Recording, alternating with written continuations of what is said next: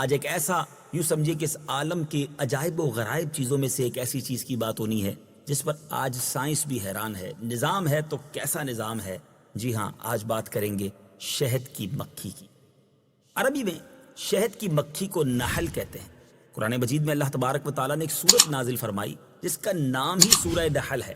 اس سورت میں شہد اور شہد کی مکھی کے فضائل اور اس کے فوائد اور منافع کا تذکرہ فرمایا ہے جو قابل ذکر ہے۔ در حقیقت یہ مکھیاں عجائبات عالم کی فہرست میں ایک بہت ہی نمایاں مقام رکھتی ہیں۔ اس مکھی کی چند خصوصیات ذرا سماعت کیجئے اور اللہ کی قدرت پر سبحان اللہ کہتے جائیے۔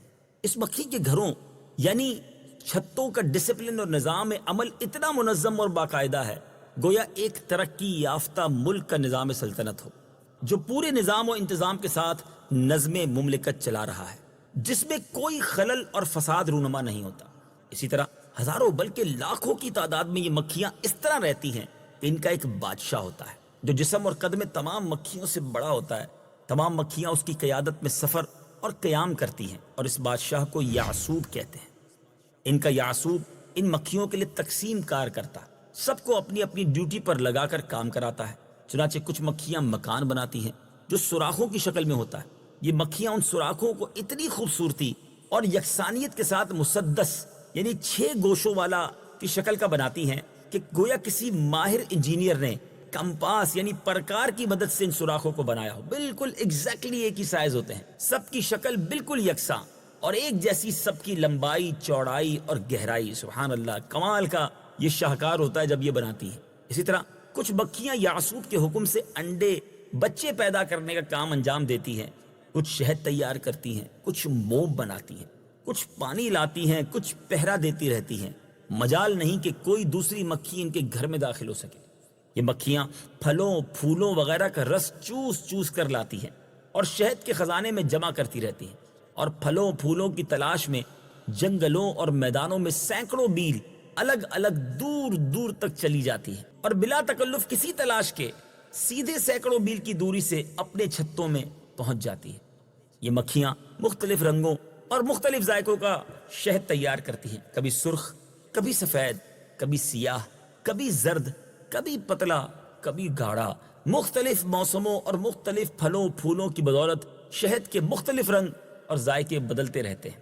یہ اپنے چھتے کبھی درختوں پر، کبھی پہاڑوں پر، کبھی گھروں میں، کبھی دیواروں کے سوراخوں میں، کبھی زمین کے اندر بنایا کرتی ہیں، اور ہر جگہ یکساں ڈسپلن اور نظام کے ساتھ ان کا کارخانہ چلتا رہتا ہے۔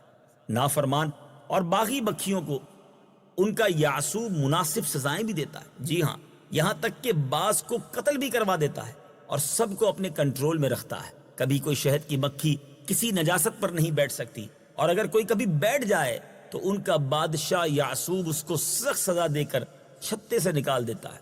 اللہ اللہ، قرآن مجید میں شہد کی مکھیوں کے ان مسائل پر اللہ تبارک و تعالیٰ نے کس طرح ارشاد فرمایا۔ وَأَوْحَى رَبُّكَ إِلَى النَّحْلِ أَنِ اتَّخِذِي مِنَ الْجِبَالِ بُيُوتًا وَمِنَ الشَّجَرِ وَمِمَّا يَعْرِشُونَ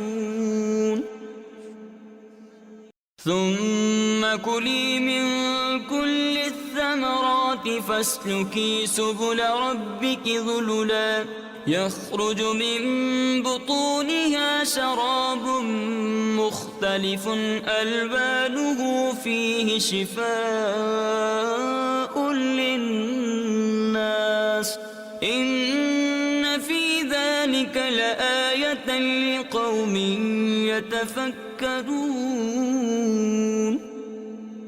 اور تمہارے رب نے شہد کی مکھی کے دل میں یہ بات ڈال دی کہ پہاڑوں میں اور درختوں میں اور چھتوں میں گھر بناؤ، پھر ہر قسم کے پھلوں میں سے کھاؤ اور اپنے رب کے بنائے ہوئے نرم اور آسان راستوں پر چلتی رہو۔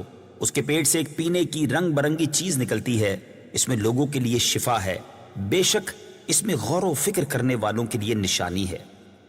اللہ تبارک و تعالیٰ نے شہد کو تمام بیماریوں کے لیے شفا فرمایا ہے۔ چنانچہ بعض امراض میں تنہا شہد سے شفا حاصل ہوتی ہے، اور بعض امراض میں شہد کے ساتھ دوسری دواؤں کو ملا کر بیماریوں کا علاج کرتے ہیں، جیسے کہ معجونوں اور جوارشوں اور طرح طرح کے شربتوں کے ذریعے تمام بیماریوں کا علاج کیا جاتا ہے، اور ان سب دواؤں میں عموماً شہد شامل کیا جاتا ہے۔ اسی طرح سکنجبین بھی اس میں بھی شہد ڈالی جاتی ہے جو پیٹ کے امراض کے لیے بے حد مفید ہے۔ بہرحال ہر مسلمان کو یہ ایمان رکھنا چاہیے کہ شہد میں شفا ہے، اس لیے کہ قرآن مجید میں اللہ تعالیٰ نے شہد کے بارے میں ارشاد فرمایا کہ فیہ شفاء للناس، یعنی اس میں لوگوں کے لیے شفا ہے۔ سبحان اللہ، اللہ کریم کی قدرتوں کی کیا بات ہے۔ قرآن مجید فرقان حمید میں کیسے کیسے قدرت الہی کے نظاروں کا بیان ہے۔ ان تمام معاملات کو دیکھ کر مدنی چینل کے ناظرین بے ساختہ یہ پکارنے کو جی چاہتا ہے، ان اللہ علی کل شیء قدیر۔ اللہ کی قدرت کے نظاروں کو دیکھ کر ہمیں رب سے محبت اور بڑھانی چاہیے، اس کی قدرت پر یقین اور بڑھانا چاہیے، اور اس کی کبریائی کے گیت گانے چاہیے، خوب اس کی تسبیح تحمید بیان کرنی چاہیے۔